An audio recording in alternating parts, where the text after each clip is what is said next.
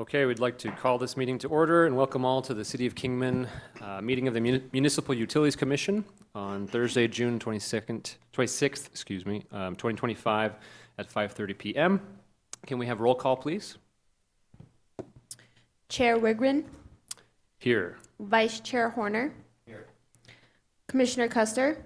Here. Commissioner Patillo. Here. Commissioner Retberg. Here. We have a quorum. Thank you. If we could all stand for the Pledge of Allegiance, please. I pledge allegiance to the flag of the United States of America and to the republic for which it stands, one nation, under God, indivisible, with liberty and justice for all.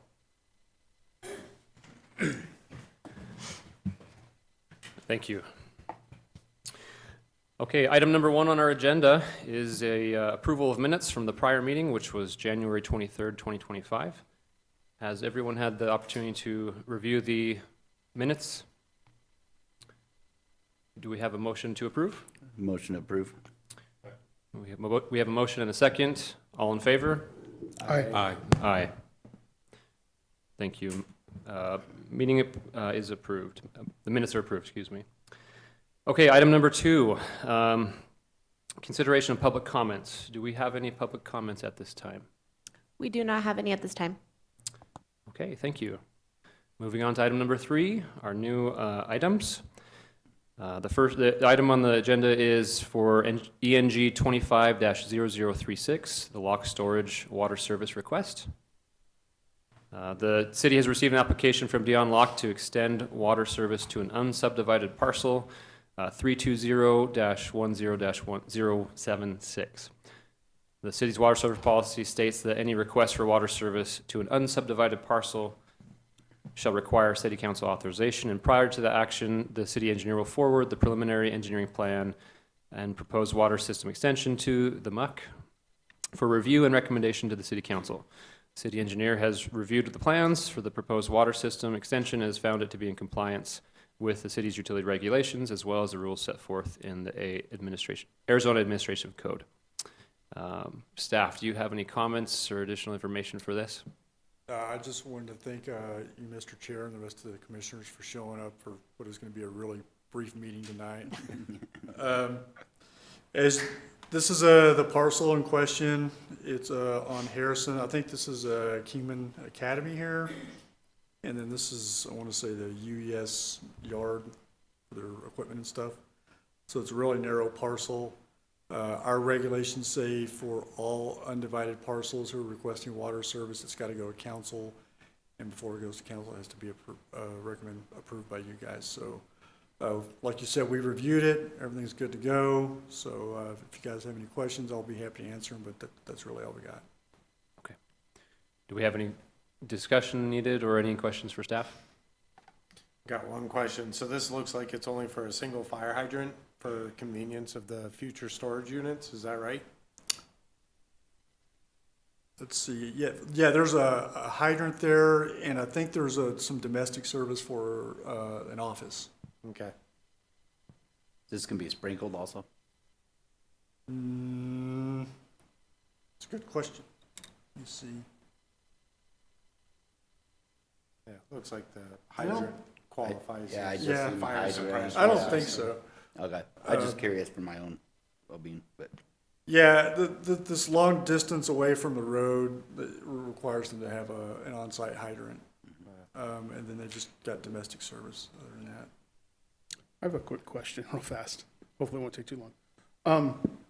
When you bring projects to us like this, I'm assuming in the agenda item, it's been reviewed, and I assume it's passed the bar with everything having to do with either your delegation agreement or ADEQ's approval, that type of thing, or no?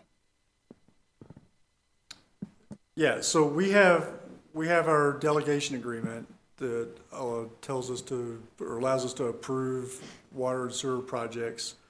And we, of course, would not bring anything to MUC that doesn't meet those standards. Yeah. Just to give you an idea, I'm not real sure why this regulation is there. The main things that are mentioned in the regs is to make sure that the city isn't gonna be on the hook for any special facilities like booster pumps or storage tanks or any major improvements we have to do for the parcel.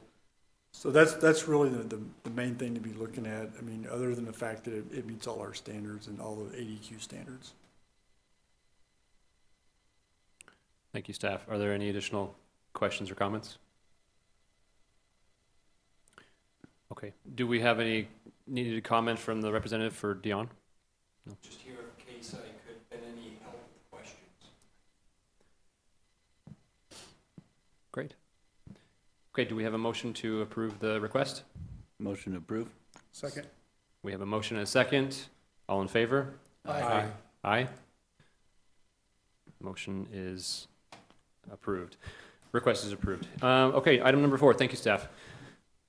Reports. Are there any reports to come before the commission? No. On to number 5, announcements by commission members. Are there any announcements? Okay, moving quickly here. Number 6, requests for future reports and updates. Are there any requests? I actually do have 2. It's follow-up from previous meetings. The first one was a request for either an update or a report about further discussion with city management about any adjustment to the 500-foot sewer connection. Not sure if there's anything current. We can also follow up at a following meeting with this. That's fine. Chairman Wigren, it's kind of on the list of things to do.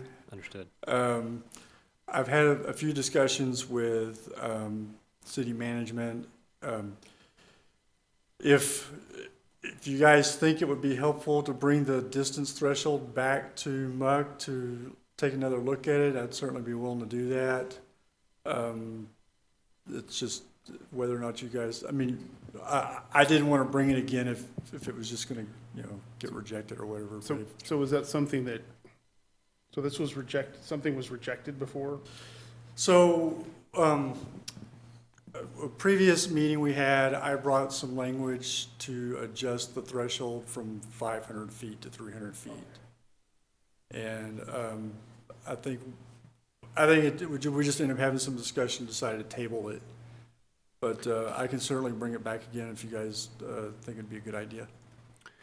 Well, I guess that kind of leads into the second request, which was, as I was thinking about those prior meetings, you had mentioned something about having a certain number of properties, city properties that are within sewer connection but are still on septic. Right. And so I was looking for something about, a report, statistical, that showed how many of those properties are like that, and if we could have an understanding of, is that between 500 feet, and how many of those fall within 500 feet, maybe 300, and just have a little bit of a range to understand how much of the city is affected by this, in order to identify if there's a better, maybe incentive program or something that could be developed, because it's a broader issue, if that makes sense.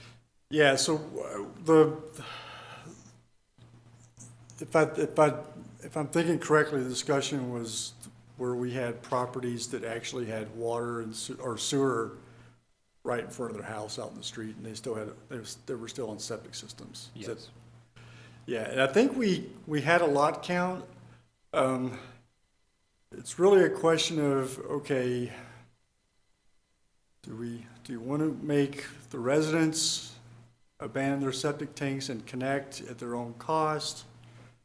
Or do we want to try to come up with a program where the city can participate, that kind of thing? I think it's a good idea. I had a few discussions with the finance director about how we might go about doing it. If you want, I can get some more details on it and bring it up at the next meeting. If that's not too much trouble, I think that would be great, and then maybe Okay. we have some additional good minds here that might have some other ideas. I mean, Okay.